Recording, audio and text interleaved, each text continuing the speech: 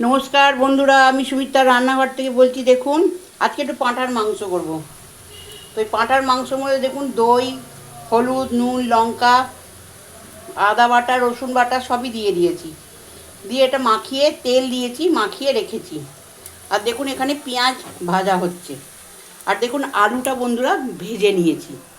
দিয়ে বাকিটা আমি কষছি যখন, এবার বাকি কষতে কষতে আপনাদেরকে দেখিয়ে দেবো। তো এবার আমার দেখুন পেঁয়াজটা ভাজা হয়ে গেছে, এবার মাংসটা এটা আমি দিয়ে দেবো। পেঁয়াজটা আমার লাল করে ভাজা হয়ে গেছে, এবার মাংসটা ওটা আমি দিয়ে দিচ্ছি।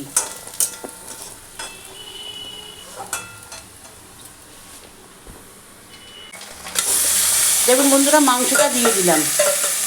দিয়ে মাংসটা ভালো করে কষে নিয়ে আপনাদের কাছে আমি ফেরত আসছি। দেখুন বন্ধুরা, মাংসটা কষা হয়ে গেছে, তেল বেরিয়ে গেছে, দেখতে পাচ্ছেন।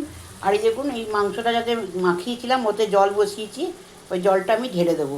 এবারে আমি এটা কুকারে দিয়ে সিটি মেরে নিয়ে বাকিটা আপনাদেরকে দেখিয়ে দিচ্ছি।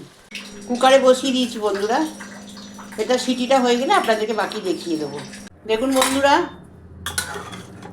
দেখতে পাচ্ছেন ধোঁয়া উঠছে। মটনটা রান্না হয়ে গেছে বন্ধুরা।